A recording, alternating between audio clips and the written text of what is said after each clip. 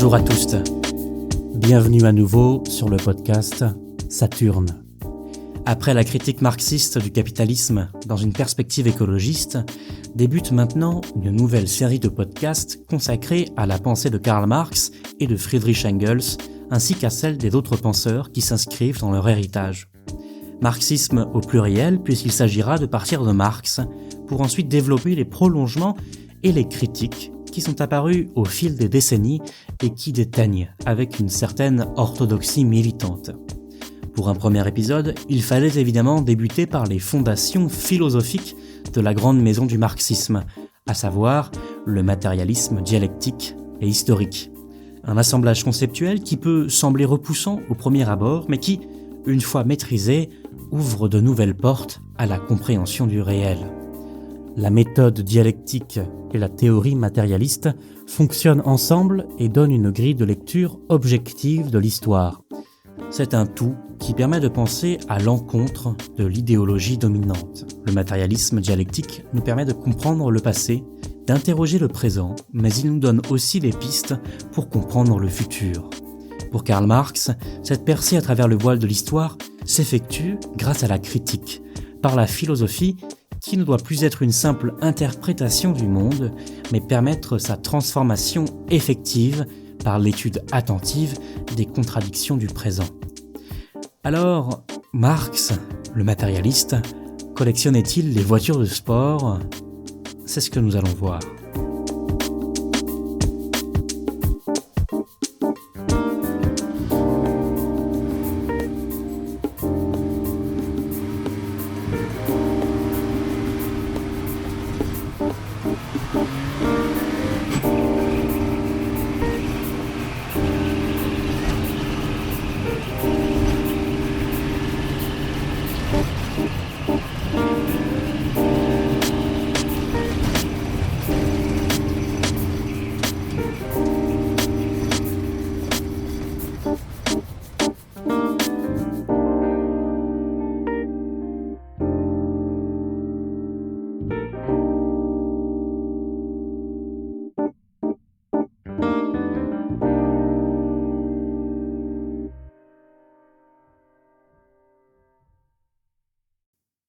La dialectique nous vient originellement de la philosophie grecque. C'est le processus par lequel plusieurs personnes qui dialoguent, qui discutent, finissent par atteindre la vérité.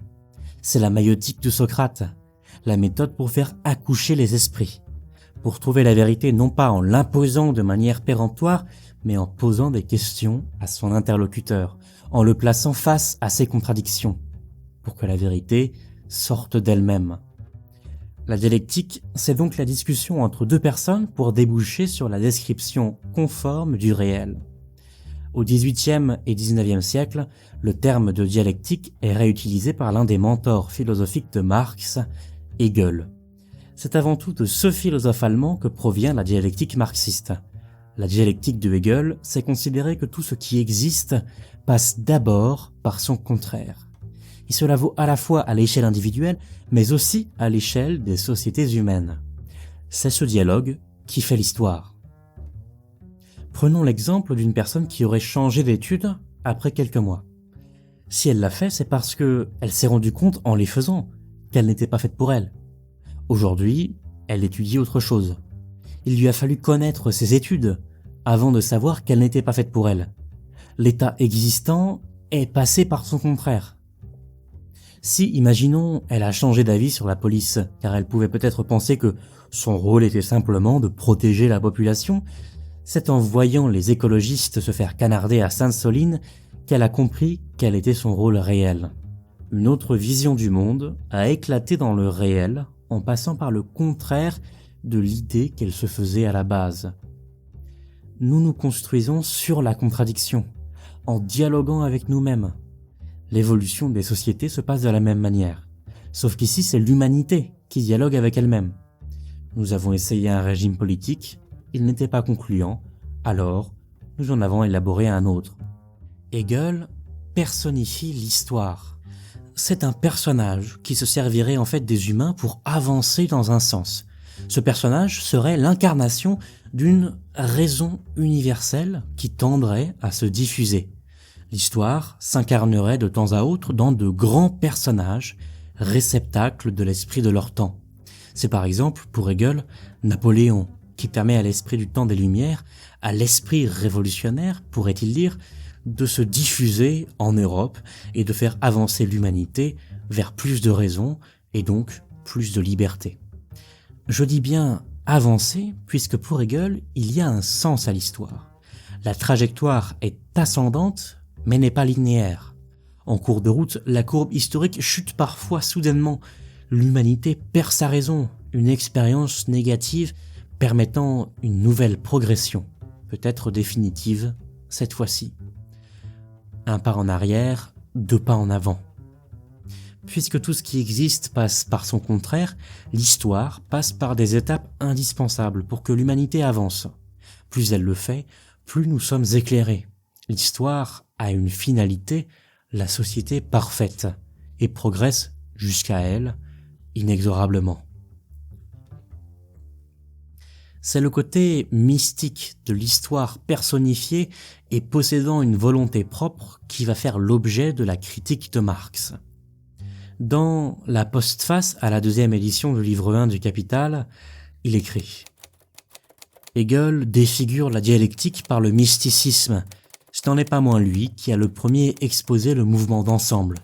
Chez lui, elle marche sur la tête, il suffit de la remettre sur les pieds pour lui trouver la physionomie tout à fait raisonnable. » Pour Marx, l'histoire n'est pas une entité indépendante qui façonne le comportement des humains pour servir une fin. Ce sont les individus et les collectifs qu'ils forment qui la mettent en marche à travers la contradiction majeure, la lutte des classes. Toujours dans le même texte, il ajoute « Sous son aspect mystique, la dialectique devint une mode en Allemagne, parce qu'elle semblait glorifier les choses existantes. Sous son aspect rationnel, elle est un scandale et une abomination pour les classes dirigeantes et leurs idéologues doctrinaires, parce que dans la conception positive des choses existantes, elle inclut du même coup l'intelligence de leur négation fatale, de leur destruction nécessaire, parce que, saisissant le mouvement même, dont toute forme faite n'est qu'une configuration transitoire, rien ne saurait lui imposer, qu'elle est essentiellement critique et révolutionnaire. Se servir de la dialectique peut être bien pratique si l'on se met à considérer que l'état existant est déjà la finalité de l'histoire, la fin de la contradiction. Qu'après les souverains détenant un pouvoir absolu, la société bourgeoise qui a mis la lumière sur le monde est le progrès définitif, la finalité du travail de la gente d'âme Historia. Or, la dialectique est en vérité bien embêtante, puisqu'elle pose comme temporaire, y étant vouée au dépassement, la société présente. La société bourgeoise, ce n'est pas la fin de l'histoire. C'est une étape parmi d'autres, dans une trajectoire éternelle. La dialectique, c'est, en termes marxistes, la négation de la négation. D'abord, il y a un phénomène A, une situation A, qui est nié par un phénomène B, lui-même nié à son tour par un phénomène C. Pour que ce soit un peu moins abstrait, cette histoire de négation de la négation, je vais vous donner un exemple qui nous est fourni par Engels. C'est celui du grain d'orge. Engels explique que le grain d'orge est détruit, est nié par la plante qu'il fait naître. Plante niée à son tour par l'épi qui prend sa place. Épi apportant plusieurs nouvelles graines. Alors on pourrait penser que c'est un cycle, puisqu'on est revenu au grain d'orge. Mais pas tout à fait, puisque nous étions partis avec un seul grain d'orge, et que nous en avons maintenant plusieurs. L'histoire ne s'est pas répétée complètement, mais on retrouve quand même un schéma. La dialectique marxiste compare et découvre des analogies pour mieux discerner les différences. Si l'on veut schématiser par une forme l'histoire telle que perçue par la dialectique, ça ne serait pas un cercle, ni une ligne droite, mais plutôt une spirale qui s'agrandirait avec le temps. Si on laisse l'histoire de côté, la dialectique chez Marx, c'est considérer que le monde n'est pas une accumulation accidentelle d'objets, mais un tout uni, dans lequel les objets ont des interactions réciproques les uns avec les autres. Chaque phénomène doit être compris comme cause ou conséquence d'autres phénomènes.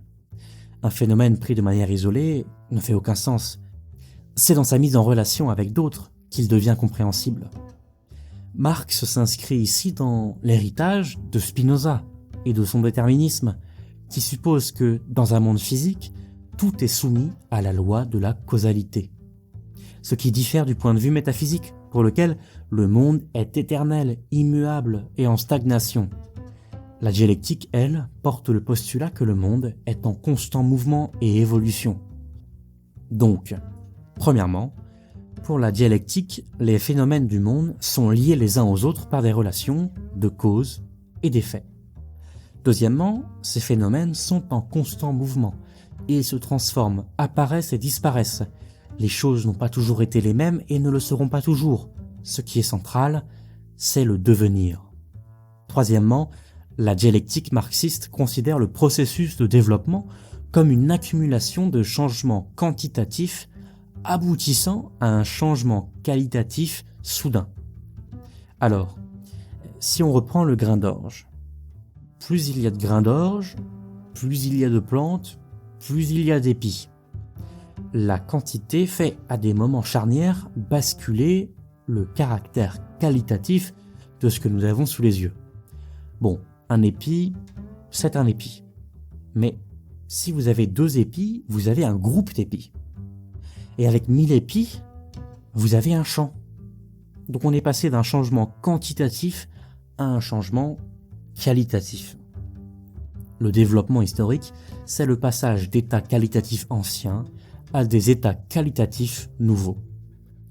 Nous y reviendrons plus en détail. Quatrièmement, ces transformations s'opèrent sous l'action de contradiction et donc de lutte. L'évolution d'un stade du développement à un autre ne se fait pas de manière harmonieuse, mais conflictuelle. À l'échelle historique, c'est la lutte des classes. Il faut bien avoir en tête que cette dialectique marxiste se veut scientifique et s'inspire donc des sciences. Par exemple, la physique, dans laquelle tout changement est un passage de la quantité à la qualité. De l'eau à l'état solide ne change pas sous l'effet d'un seul effet quantitatif, à savoir un gain unitaire en température, mais bien par une accumulation de gains en température qui, à plus de 0 degré, la fait devenir liquide. Les travaux de Charles Darwin et la publication de l'origine des espèces en 1859 n'ont fait que confirmer le point de vue de Marx et Engels. Ce dernier écrit dans l'Anti-Düring : « La nature est la pierre de touche de la dialectique, et il faut dire que les sciences modernes de la nature ont fourni pour cette épreuve des matériaux qui sont extrêmement riches et qui augmentent tous les jours. Elles ont ainsi prouvé que la nature, en dernière instance, procède dialectiquement et non métaphysiquement, qu'elle ne se met pas dans un cercle éternellement identique qui se répéterait perpétuellement, mais qu'elle connaît une histoire réelle.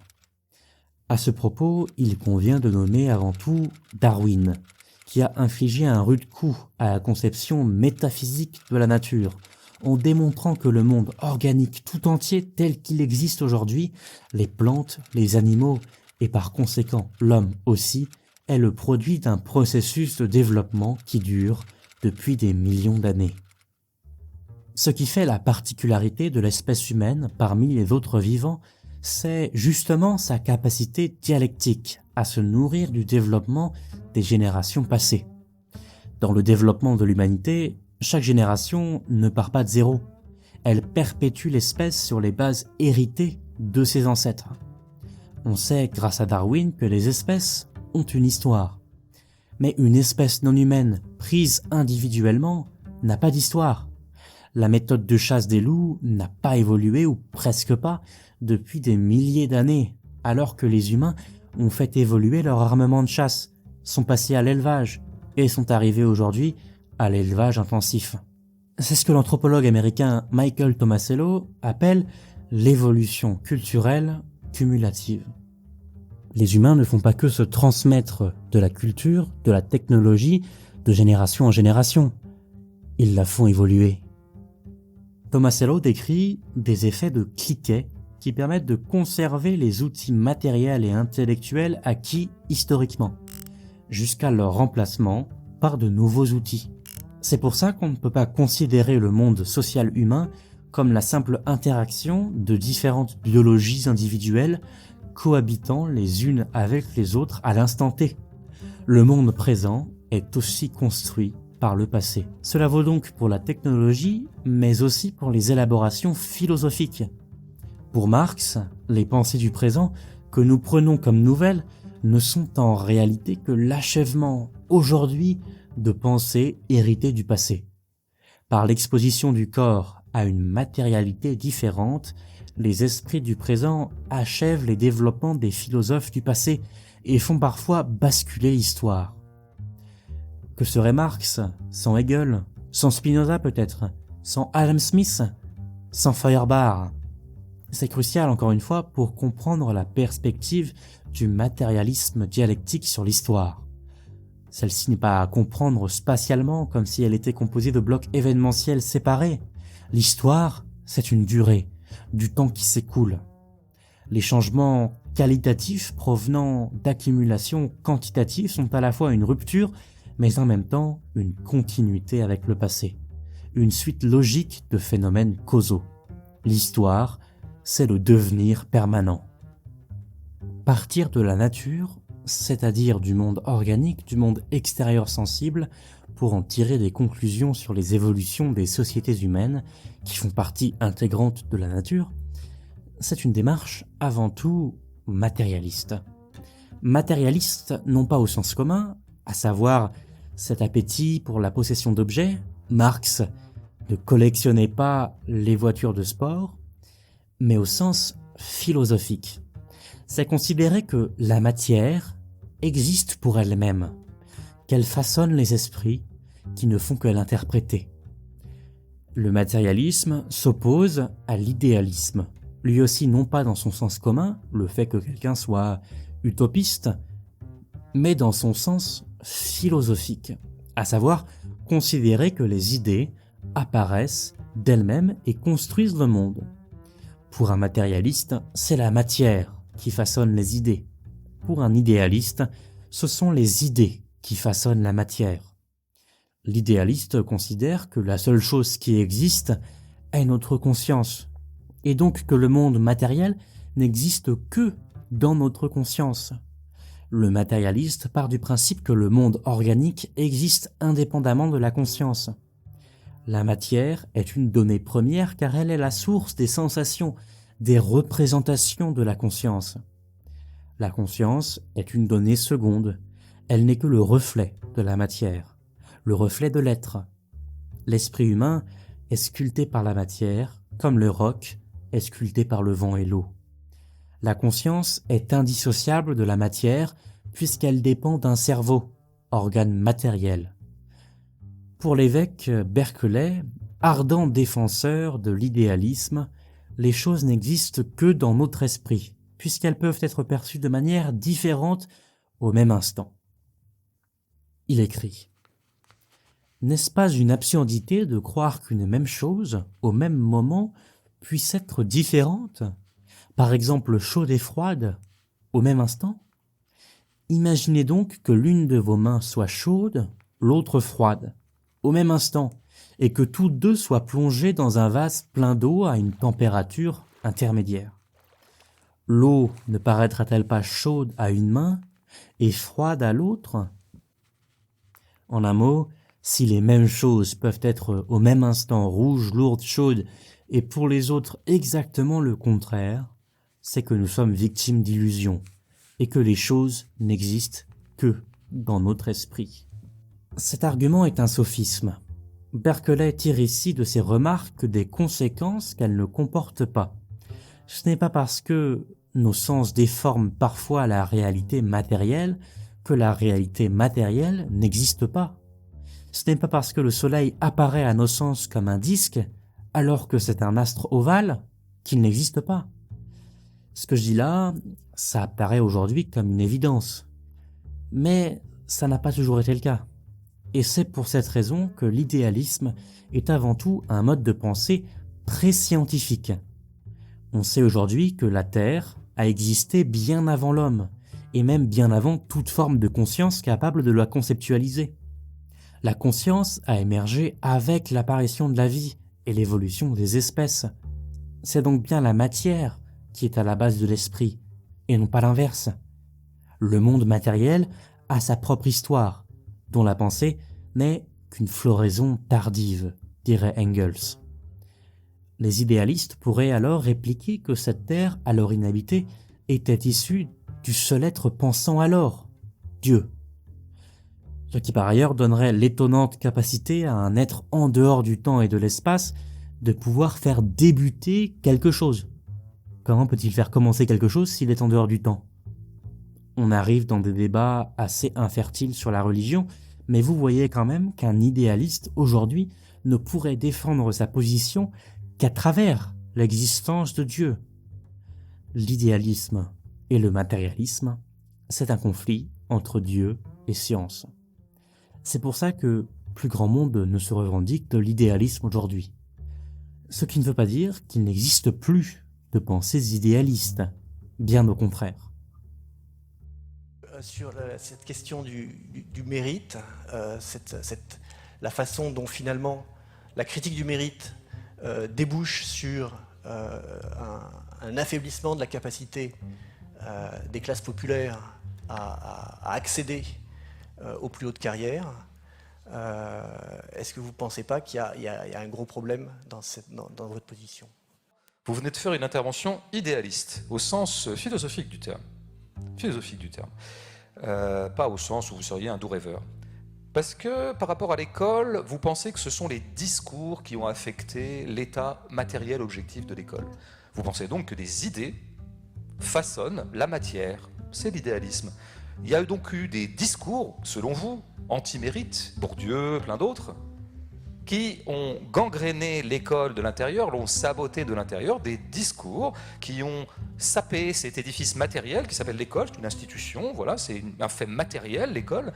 Voilà, c'est un raisonnement idéaliste. C'est pas comme ça que ça se passe en fait. Et je vous propose une grille matérialiste de la chose. Si l'école, comme vous dites, ne permet plus à des pauvres l'ascenseur social qui les fait accéder à des conditions supérieures à leurs conditions de naissance, c'est pas parce que y a eu quelques Bourdieu très minoritaires ou quelques Bégodeau encore plus minoritaires et encore plus inaudibles qui ont mêlé leur grain de sel idéologique à l'immense propagande méritocrate qui est diffusée en permanence sur tous les médias mainstream et par les élus, etc. Vous pensez bien que Bourdieu et a fortiori Bégodeau dans cette affaire, dans la donne des discours, c'est pas grand-chose, quoi. Et donc, ces discours-là sont absolument peanuts dans la donne. La donne, elle est matérielle. Une des raisons pour lesquelles le peu d'ascenseur social qu'il y avait, parce qu'il faut le rappeler, ça aussi, vous qui êtes bien renseignés, vous qui avez des statistiques plein les poches, il y avait très très peu d'enfants d'ouvriers qui accédaient à des métiers supérieurs dans les années 10, 20, 30, 40, 50, 60, 70, 80, 90, avant ce délitement qui daterait d'il y a 15 ans quand Philippe Mérieux, François Bégodeau et Pierre Bourdieu se sont mis à pénétrer l'école de leur influence toxique. En fait, l'ascenseur social n'a jamais fonctionné, ou très très peu. Et les rares fois où il a fonctionné, c'était pas parce que à l'époque le discours méritocrate dominait et que Bourdieu ne l'avait pas encore saboté. C'était parce qu'il y avait une certaine donne économique qui faisait que le système industriel français, le système capitalo-industriel français avait besoin de faire monter les prolétaires, il avait besoin de les qualifier, il avait besoin parce que voilà, on allait vers le tertiaire, on allait vers une industrie un peu plus pointue, un peu plus technologisée, qui nécessitait qu'on qualifie des gens et que donc on les fasse réussir à l'école. À partir du moment où on a désindustrialisé par exemple le pays, on l'a délocalisé largement pour réduire les coûts, comme vous savez, et c'est pas de la faute de ma femme de ménage. Qui a voulu réduire les coûts ? C'est pas ma femme de ménage non plus. À partir de ce moment-là, il n'y avait plus d'emploi possible, il n'y avait pas d'emploi qualifié, il y avait tout un tas de technologies de pointe qui n'ont pas été maintenues en France. Donc on avait un peu moins besoin de faire monter les prolétaires et de les qualifier et de les faire accéder à un niveau de vie supérieur. C'est donc un état du marché, un état de l'industrie, un état de l'économie dont l'école n'est que la serviteuse, ou la servante, je ne sais pas comment on dit, qui a fait que maintenant le tout petit taux d'ascenseur social qu'il y avait il y a 50 ans a eu tendance à encore plus s'étioler. Ça n'a rien à voir avec les discours. Il n'y a qu'une lecture idéaliste et candide et je dirais qui a complètement occulté 200 ans de pensée matérialiste qui peut encore prétendre une fable pareille.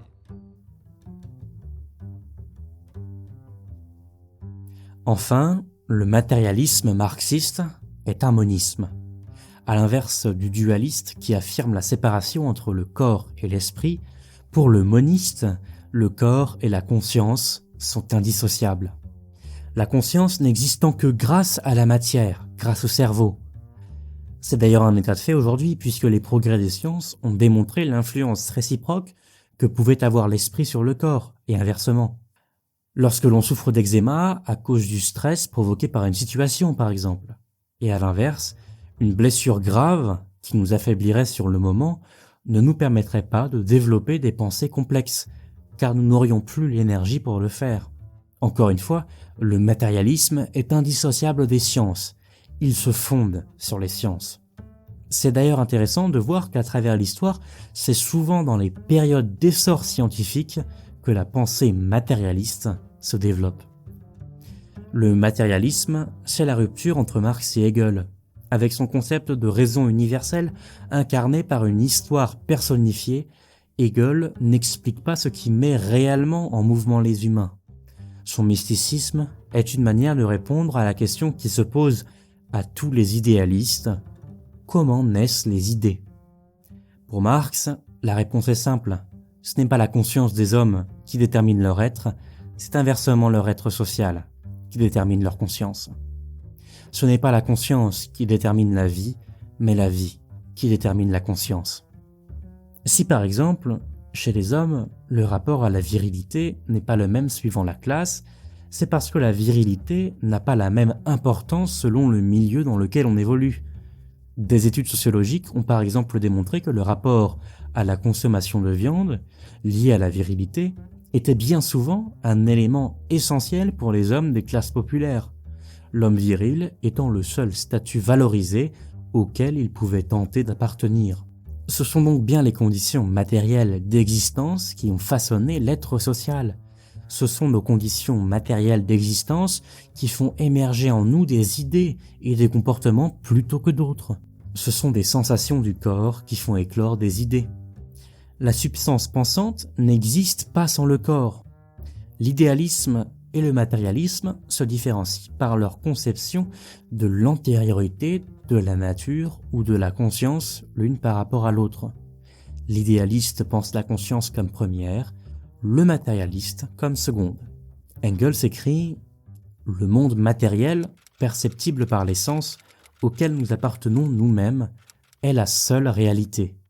Notre conscience et notre pensée, si transcendantales qu'elles paraissent, ne sont que le produit d'un organe matériel, corporel, le cerveau. La matière n'est pas un produit de l'esprit, mais l'esprit n'est lui-même que le produit supérieur de la matière. » En tant qu'être matériel, nous ne pouvons pas nous positionner en dehors de la matière. Nous sommes également régis par ses lois. Le matérialisme ne peut évidemment pas se restreindre à une échelle individuelle. L'humain n'est pas simplement influencé par ses conditions d'existence propres, mais aussi par les fondations matérielles, les fondations économiques de la société. Ainsi, la pensée dominante diffusée par la superstructure dépend de l'infrastructure, les fondations économiques. Engels dit que l'esprit est le produit supérieur de la matière. C'est pour ça que l'aspect idéal d'une économie s'appelle la superstructure, qui signifie structure supérieure. L'infrastructure étant la phase matérielle et signifie la structure inférieure. L'infrastructure contient les forces productives, l'état technique des moyens de production, leur abondance, les conditions de production, conditions naturelles, ressources, climat, et les relations de production au sein d'une société. La superstructure, ce sont les institutions, le droit, la force armée, qui sous couvert d'être au service de la population entière, vient soutenir l'édifice matériel de l'économie. ce sont aussi les idées et normes qui seront véhiculées au sein de la société de manière consciente ou inconsciente et qui participeront à la création d'une certaine vision du monde. On entend parfois que la sphère idéale de la société serait le simple reflet de la sphère matérielle. Mais cette vision est erronée, car si la superstructure était le simple reflet de l'infrastructure, alors elle montrerait aussi à avoir ses contradictions. Or ce n'est pas le cas du tout. Les chaînes d'infos en continu ne passent pas leur journée à faire débattre des actionnaires avec les salariés des entreprises qu'ils possèdent. La superstructure est en fait le reflet de l'infrastructure à son plus haut niveau de développement, quand son hégémonie a été la plus forte. C'est pour cette raison que la superstructure pose toujours un frein à l'avènement d'un nouveau mode de production malgré les contradictions matérielles évidentes du présent. L'infrastructure produit une superstructure qui la soutient en retour. La sphère idéale d'une société, qui façonne les esprits, est donc intimement liée à sa sphère matérielle. Mais pas forcément à la façon d'une propagande continue de la part de la classe dirigeante ou de la répression qu'elle impose sur les contrevenants. Elle agit aussi de manière inconsciente. Pour illustrer ce point, j'aimerais prendre un exemple à partir de l'analyse historique des rapports entre les sexes de l'anthropologue Christophe Darmanjat. En 1884, Engels fait paraître un ouvrage intitulé « L'origine de la famille, de la propriété privée et de l'État ». S'appuyant sur les travaux de son contemporain l'anthropologue Lewis Morgan, il y développe l'idée que dans les sociétés pré-étatiques, les femmes occupaient une place importante et qu'il y avait donc une forme d'égalité entre les sexes, un stade de communisme primitif. Au néolithique, les richesses auraient été accaparées par les hommes, signant, je cite, « la défaite historique du sexe féminin », qui aurait été, comme l'indique Marx dans l'idéologie allemande, la première classe opprimée. Cette vision étant aujourd'hui en partie contredite, puisque des sociétés patriarcales ont également existé avant le néolithique et qu'il existe des sociétés plutôt égalitaires après l'émergence de l'agriculture. L'équité entre les sexes n'est donc pas une caractéristique originelle du communisme primitif tel que présenté par Engels. Il existe une grande variabilité des rapports entre les sexes entre des sociétés partageant pourtant un même type d'économie, un certain niveau technique ou un même environnement. Toutefois, deux constantes se dégagent dans les sociétés dites primitives. Premièrement, les hommes et les femmes occupent une position nettement séparée l'une de l'autre. Les hommes et les femmes, ce sont deux choses différentes. Deuxièmement, même dans les sociétés plutôt égalitaires, les hommes ont la main mise sur les armes, qui leur permettra sans doute dans certains cas de prendre l'ascendant au néolithique. Ce que l'on note, c'est que le pouvoir politique des femmes dans une société dépend de leur pouvoir économique. Par exemple, chez les Iroquois, les femmes possédaient leurs maisons, mais aussi les champs. Les femmes procédaient aux semis, aux récoltes et possédaient les stocks, ce qui leur donnait un pouvoir d'influence.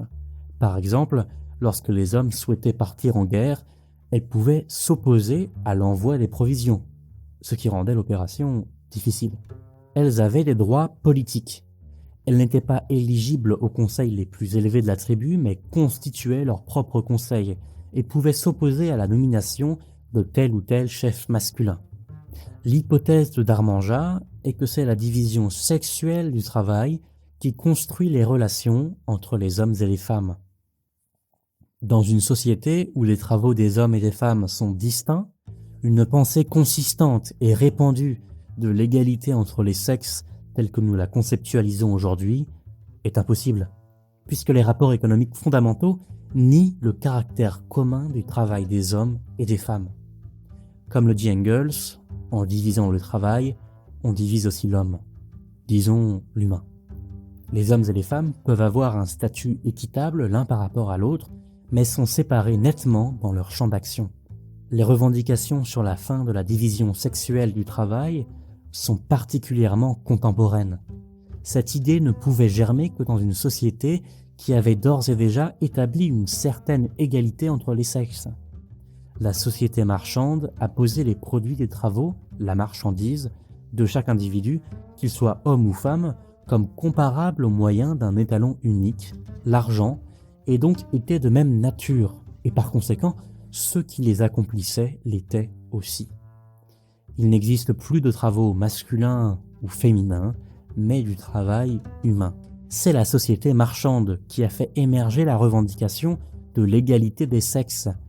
Dans l'économie capitaliste, ce qui détermine la valeur d'une marchandise n'est pas le travail concret, à savoir les caractéristiques, la technique employée derrière le travail, c'est le travail abstrait, c'est-à-dire le temps de travail incorporé dans une marchandise.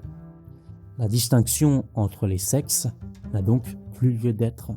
Et c'est avec l'avènement du capitalisme que se sont développées les revendications du féminisme moderne, ne demandant pas l'amélioration du statut des femmes en le gardant différent de celui des hommes, mais bien l'affranchissement des barrières de genre dans le traitement des individus. Mais corrélativement, ce progrès était donc porteur de l'infériorisation d'un sexe par un autre. Cette infériorisation, même si ses modalités ont considérablement varié selon les lieux et les époques, a perduré aussi longtemps que l'organisation économique n'est pas venue en saper les fondements. C'est l'apparition puis la généralisation de la marchandise et de la monnaie, cette incarnation du travail humain abstrait, qui a fait germer cette idée inouïe qu'il pourrait ne pas exister des travaux masculins et des travaux féminins, côte à côte car de nature différente et irréductibles l'une à l'autre, mais un seul et même travail humain effectué indistinctement par des individus des deux sexes. En instaurant dans les faits la valeur, cette mesure asexuée des produits du travail comme de la force de travail elle-même, la société marchande plantait la graine qui allait germer sous la forme de la revendication de l'égalité des sexes. Alors il en va de l'égalité des sexes comme de bien d'autres questions sociales. Le capitalisme ne l'a pas réalisée et il en est probablement incapable. Mais il a joué un rôle révolutionnaire sans précédent en créant pour la première fois dans l'histoire humaine les conditions de cette réalisation et en permettant du même coup à cet idéal de prendre corps. La différenciation sociale des sexes, qui est née en tant que forme la plus élémentaire de la division sociale du travail, est donc vouée à disparaître sous l'action des progrès de cette même division sociale du travail et de l'organisation économique qui lui correspond. Alors je conclurai en soulignant que ce sont donc bel et bien les structures économiques les plus profondes qui fondent en dernière analyse le cadre général des rapports entre les sexes, même si cette détermination n'est pas celle que les fondateurs du marxisme avaient cru pouvoir établir sur la base de la documentation parcellaire dont ils disposaient. De la confrontation avec un siècle de progrès en ethnologie, et ça sera mon mot de la fin en forme de clin d'œil, le marxisme sort pour une large part caduc quant à sa lettre, aucunement quant à son esprit. Cette dernière phrase de Darmanja est cruciale. Trop de militants communistes encore aujourd'hui prennent à la lettre ce qu'ont écrit Marx et Engels. Ce qui pourrait s'apparenter donc à du marxisme orthodoxe n'en est en réalité pas vraiment un, puisque Engels lui-même était humble vis-à-vis de ce qu'il avançait, et avait parfaitement conscience que ce qu'il développait en anthropologie pourrait être démenti dans le futur. Il écrit dans l'Anti-Düring « Nous sommes encore plutôt au début de l'histoire de l'humanité, et que les générations qui nous corrigeront doivent être bien plus nombreuses que celles dont nous sommes en cas de corriger la connaissance, assez souvent avec bien du mépris. » Ce qu'ils écrivaient n'était pas pour Marx et Engels, gravé dans le marbre, c'était la mise en perspective, suivant une théorie et une méthode, des connaissances de leur temps. Encore une fois, le matérialisme pensé par Marx et Engels se veut scientifique, et en ce sens, il considère que nos connaissances scientifiques sur le monde sont des vérités objectives. Si nous ne connaissons pas certaines choses, ce n'est pas parce qu'elles sont inconnaissables, c'est simplement qu'elles ne nous sont pas encore connues. Or, si la nature est connaissable et que l'humain fait partie de la nature, alors la vie sociale est également connaissable scientifiquement, et l'on peut en déterminer des réalités objectives. Les communistes doivent analyser cette vie sociale pour définir au mieux la pratique politique. Pour Engels, c'est là le rôle des intellectuels marxistes qui indiquent aux travailleurs les causes de leurs sensations, de leurs conditions matérielles d'existence, pour leur donner une conscience sociale allant plus loin que la simple sensation de leur être social. À nouveau dans l'Anti-du-Ring, il écrit « Accomplir cet acte libérateur du monde, voilà la mission historique du prolétariat moderne, en approfondir les conditions historiques et par là la nature même, et ainsi donner à la classe qui a pour mission d'agir, classe aujourd'hui opprimée, la conscience des conditions et de la nature de sa propre action. Voilà la tâche du socialisme scientifique, expression théorique du mouvement prolétarien. Pas de pratique révolutionnaire sans théorie révolutionnaire. Le matérialisme simplet serait de considérer qu'il faut laisser les choses se faire par elles-mêmes, sans intervenir dans le cours de l'histoire. Mais comme disait Marx, l'histoire ne fait rien, c'est l'homme réel et vivant qui fait tout.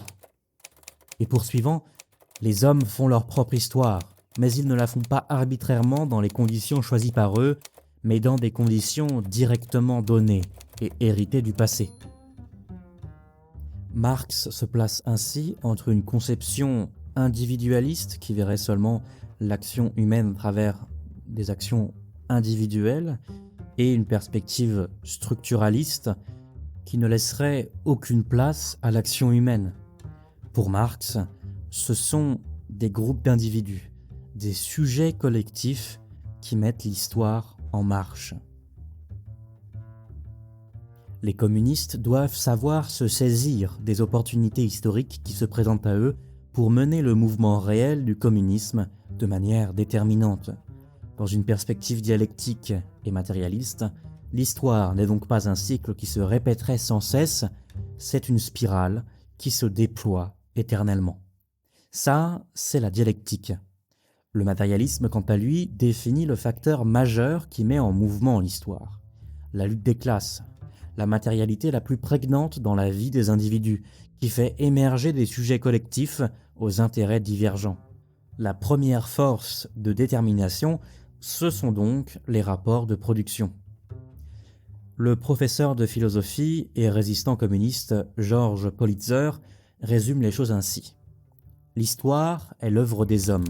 Leurs actions, qui font l'histoire, sont déterminées par leur volonté. Cette volonté est l'expression de leurs idées.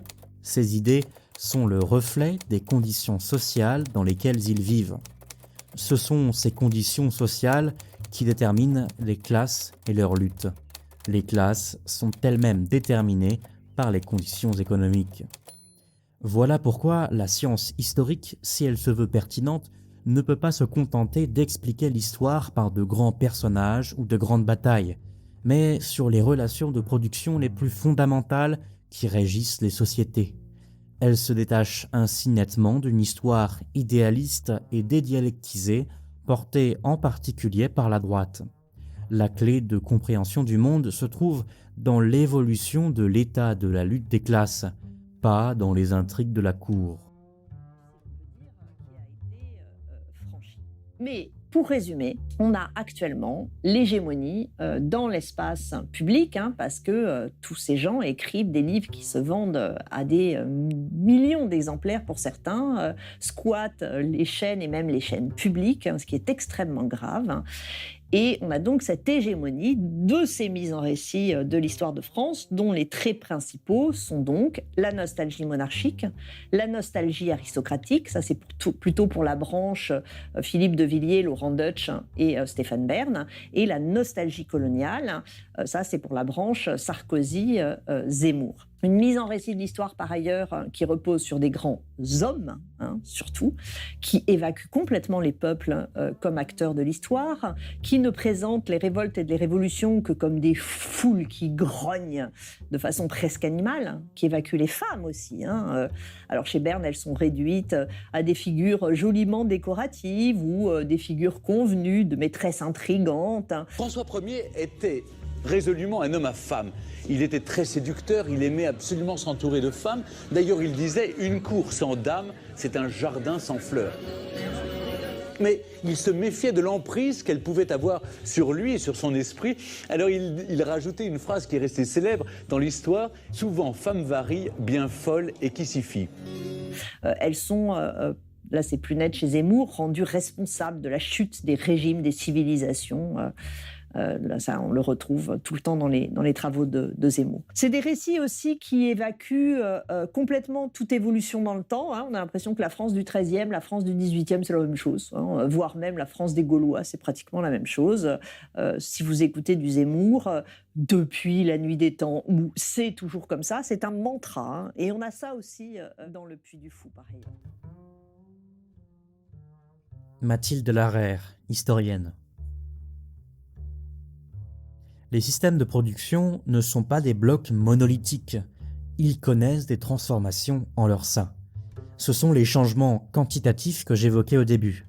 La classe émergente gagne du terrain petit à petit, comme une taupe qui creuse sous la surface.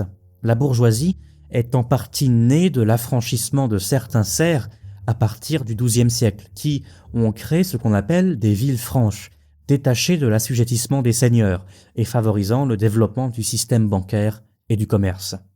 Elle a émergé en devenant une classe de marchands qui s'est servie par la suite de l'esclavage et de la colonisation pour disposer d'une main-d'œuvre et de ressources gratuites, et a ainsi développé ses activités comme jamais auparavant.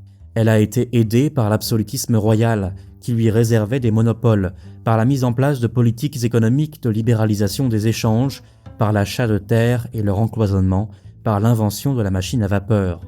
La bourgeoisie accumule du capital. C'est l'évolution quantitative. Au bout d'un certain temps, l'état des forces productives se trouve donc en inadéquation avec le mode de production féodal, déjà rendu branlant, puisque le pouvoir économique est détenu non plus par la noblesse, mais par la bourgeoisie. Ce pouvoir a été renversé pour de bon avec, en France, la Révolution de 1789 de manière principale. On pourrait aussi ajouter de 1830 et de 1848. C'est l'évolution qualitative soudaine. Pour Marx et Engels, l'histoire connaît 5 types de rapports de production. C'est un schéma qui reste extrêmement général puisque différents modes de production coexistent parfois au même moment et que ceux-ci ne sont pas les mêmes partout dans le monde. Premièrement, la commune primitive, à laquelle Marx fait souvent référence en tant que communisme primitif, et dans laquelle les forces productives sont à un niveau si bas que les humains sont contraints de travailler collectivement. Dans un monde hostile, l'entraide dans la société est nécessaire pour garantir la survie. La propriété des moyens de production et des produits est commune. Encore une fois, ce que disent Marx et Engels sur les modes de production de manière générale, et en particulier la commune primitive, est aussi aujourd'hui à nuancer du fait des nouvelles découvertes en anthropologie et en ethnologie. Vient ensuite l'esclavage, qui correspond par exemple à ce qui était pratiqué en Grèce antique. Les forces productives se développent avec l'agriculture et l'évolution des outils permettant l'accumulation par un petit nombre. La propriété est celle de l'esclavagiste oisif. L'esclave, c'est justement un point de désaccord entre Engels et Eugène Düring, d'où le nom que l'on a donné à l'ouvrage d'Engels, l'Anti-Düring, qui vient répondre à ses objections sur le matérialisme dialectique. Pour Düring, c'est la violence qui explique premièrement l'esclavage. Donc que le régime politique produit le régime économique. Ce à quoi Engels rétorque qu'il ne peut exister d'esclavage que si l'état des forces productives est développé au point qu'un seul individu puisse produire pour plusieurs individus. Si un individu ne peut produire que pour une seule personne, l'esclavage n'a aucun intérêt. D'autant plus que le maître ne peut asservir que s'il dispose d'un état plus développé de l'armement que l'esclave peut craindre. L'âge du cuivre voit l'apparition de l'épée, une arme faite pour le combat entre humains et non pour la chasse. Ce sont donc bien des données matérielles qui produisent ensuite des régimes politiques, et non l'inverse. Engels ajoute que l'esclavage fut donc un progrès pour l'humanité, non pas dans le sens où la situation de l'humain se serait améliorée, mais parce que l'existence de l'esclave témoigne du progrès des forces productives. Puis, sous l'effet d'évolution technologique et de la lutte des classes, les exploités s'émancipent peu à peu. L'esclave devient un serf qui, cette fois, possède sa production. le seigneur venant simplement en ponctionner une partie. C'est le régime féodal. Bon, ce passage de l'esclavage au servage n'est qu'une tendance de fond de la population d'Europe occidentale. Cela ne veut pas dire que c'est le seul statut du travailleur qui existe. À certaines époques, des serfs vivent à côté de travailleurs libres et d'esclaves, notamment durant la traite négrière. Le capitalisme octroie l'égalité politique, en apparence, aux citoyens. Les travailleurs ne sont plus une possession, mais ils sont en revanche contraints de vendre leur force de travail s'ils veulent survivre. Les modes de production ne se créent pas parce qu'ils ont été pensés comme tels, ils se façonnent dans le précédent en réponse à des intérêts pratiques et quotidiens qui font évoluer les forces productives et donc les rapports de production. Jamais jusqu'à présent, les évolutions historiques n'ont été accomplies par la majorité et pour elle-même. C'est là pour Marx que réside le prochain mode de production, le régime communiste. Marx ne condamne pas moralement le capitalisme ou les précédents régimes de production, mais il note que, dans une certaine mesure, le serf se trouve dans une meilleure position que le prolétaire en cela que la mort prématurée de ce dernier est indissociable du fonctionnement du capitalisme, puisque celui-ci produit systématiquement une baisse dans les salaires et un épuisement croissant au travail. Quand le travailleur est définitivement épuisé, il est jeté sur le pavé et remplacé par un autre, pioché dans l'armée de réserve. Le travailleur n'a aucune perspective d'amélioration de sa situation.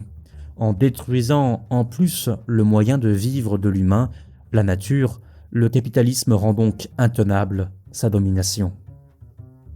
Marx écrit dans le Manifeste « Toutes les sociétés antérieures, nous l'avons vu, ont reposé sur l'antagonisme de classes oppressives et de classes opprimées.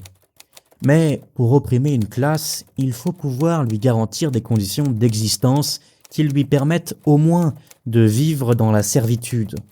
Le serf, en plein servage, est parvenu à devenir membre d'une commune, de même que le petit bourgeois s'est élevé au rang de bourgeois sous le joug de l'absolutisme féodal. L'ouvrier moderne, au contraire, loin de s'élever avec le progrès de l'industrie, descend toujours plus bas, au-dessous même des conditions de vie de sa propre classe. Le travailleur devient un pauvre, et le paupérisme s'accroît plus rapidement encore que la population et la richesse. Il est donc manifeste que la bourgeoisie est incapable de remplir plus longtemps son rôle de classe dirigeante et d'imposer à la société, comme loi régulatrice, les conditions d'existence de sa classe. La société ne peut plus vivre sous sa domination, ce qui revient à dire que l'existence de la bourgeoisie n'est plus compatible avec celle de la société. Et plus loin, avant tout, la bourgeoisie produit ses propres fossoyeurs. Sa chute et la victoire du prolétariat sont également inévitables. La vision de l'histoire de Marx est donc nécessitariste. Celle-ci sera dépassée par nombre de penseurs qui lui succéderont, notamment Rosa Luxembourg avec sa fameuse sentence « socialisme ou barbarie ». Au XXIe siècle, la bourgeoisie détruira peut-être les conditions de la vie sur Terre avant de s'éteindre à son tour. La victoire du prolétariat n'est donc qu'une possibilité. L'histoire étant constituée de contingences, c'est donc aux communistes d'analyser la vie sociale et d'en tirer ses conclusions d'action.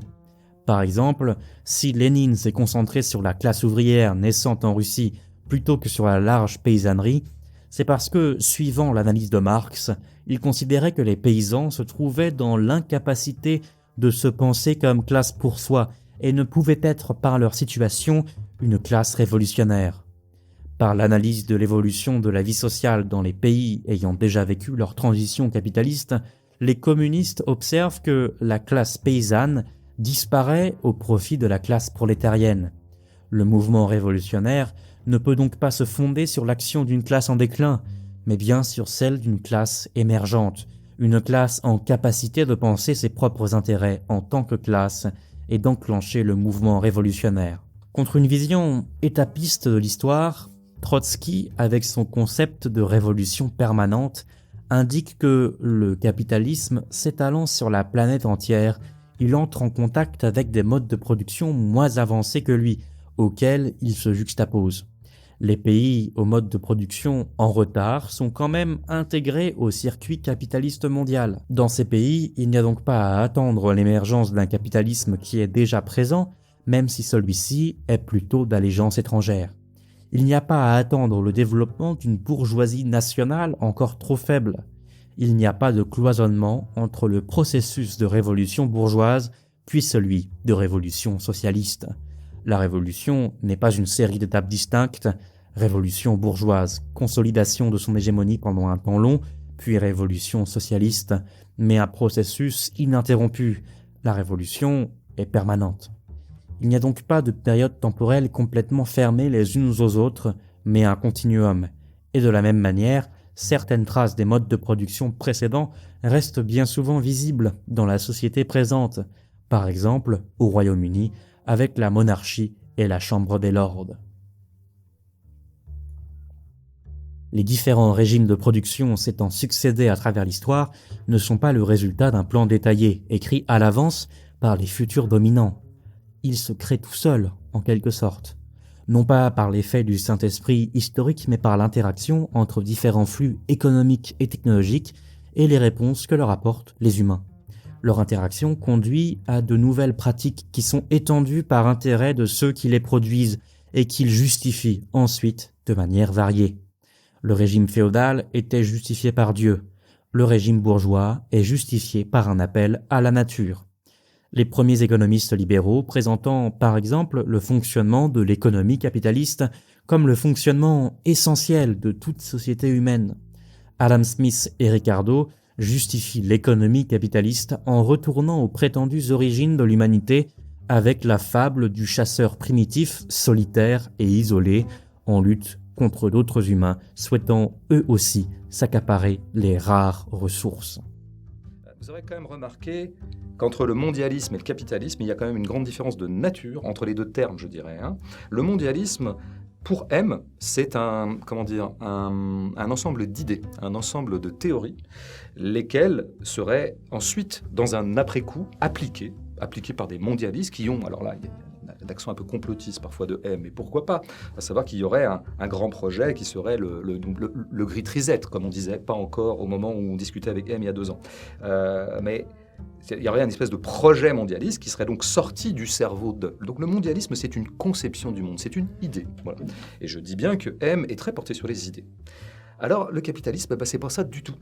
Le capitalisme, il n'est pas né de gens qui s'appelaient Johnny Capital, Robert Capital et Bruno Capital, et qui étaient des frangins hollandais par exemple au XVIe siècle, et qui ont conçu comme idée le capitalisme. C'est pas ça du tout. C'est un fait matériel, le capitalisme. C'est une certaine façon d'accumuler des richesses, un certain régime de production.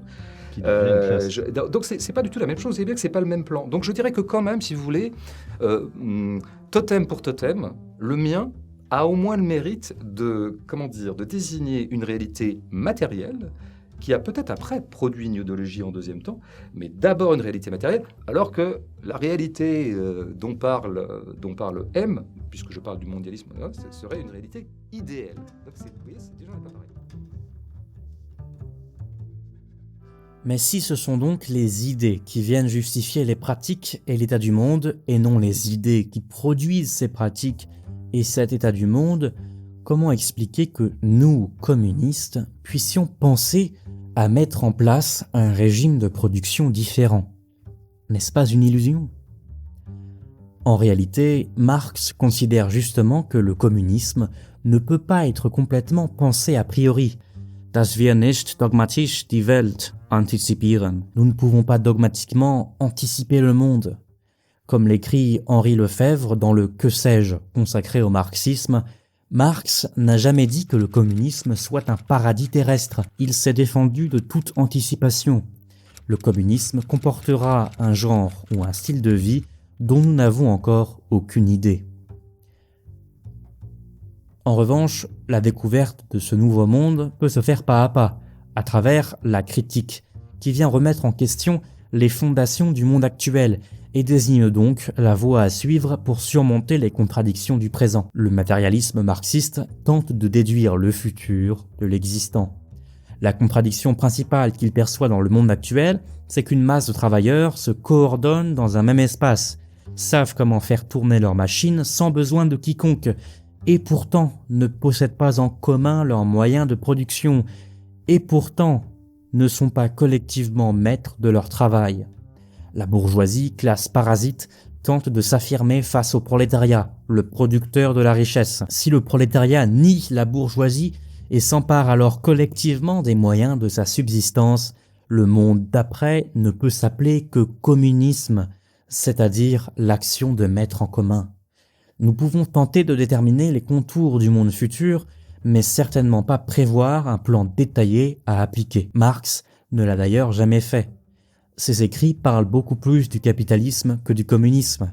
Le communisme n'est donc pas vraiment une société future à atteindre, mais bien davantage le mouvement réel vers celle-ci. De la même manière que la bourgeoisie a progressé à tâtons sans forcément savoir où elle allait, sans forcément avoir conscience de ce qu'elle accomplissait, la classe laborieuse, en tant que sujet collectif, produit des actions signifiantes. Parfois, elle progresse dans le mouvement du communisme sans même en avoir conscience. Pour Marx, il y a donc deux adversaires à ne pas suivre. Les anarchistes, à qui il manque une idée précise de ce que demain devra être, et les dogmatiques, qui proclament ce que l'avenir doit être. La pique était sans doute un peu gratuite, donc j'essaierai de dédier un épisode complet sur le rapport de Marx aux anarchistes. Les marxistes ne considèrent pas que le stade du communisme soit la fin de l'histoire, mais c'est la fin d'une histoire, d'une certaine histoire, et pour Marx et Engels, la fin de la préhistoire de l'humanité. Ils écrivent dans le manifeste que l'histoire de toute société jusqu'à nos jours n'a jamais été que l'histoire de la lutte des classes. On pourrait donc penser qu'une société sans classe, achevée par le communisme, signerait donc la fin de l'histoire, et c'est là que le « jusqu'à nos jours » prend toute son importance. Le sujet collectif qui a mis en mouvement l'histoire de manière décisive, pour le moment, c'est la classe sociale. Avec l'avènement d'une société sans classe, d'autres sujets collectifs prendront son rôle de moteur de l'histoire.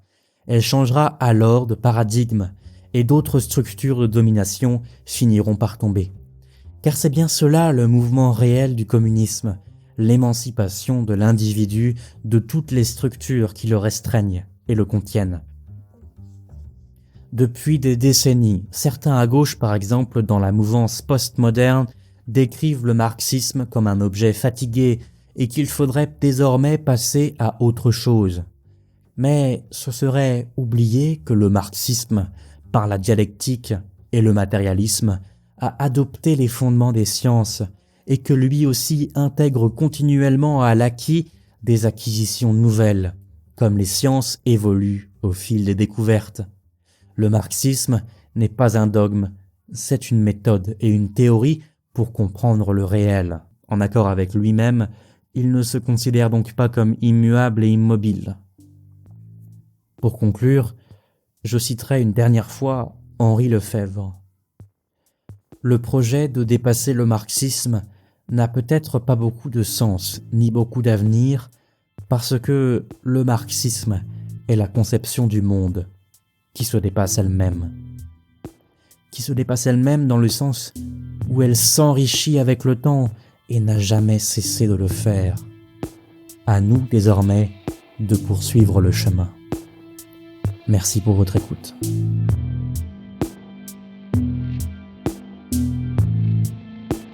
We are now in the process of defeating the radical left, the Marxists, the anarchists, the agitators. C'est nous qui sommes les créateurs de richesses, c'est nous qui faisons fonctionner l'économie réelle. On veut nous faire croire que les riches sont riches parce qu'ils sont malins, c'est de la foutaise. Les riches sont riches parce qu'ils volent. Ce qu'on veut, c'est renverser le capitalisme et on a plein d'idées pour ce que pourrait être un monde post-capitaliste, c'est-à-dire communiste. C'est-à-dire que le but du gouvernement, c'est de nous mettre au travail, au service du capital. Qui a déjà touché 800 €?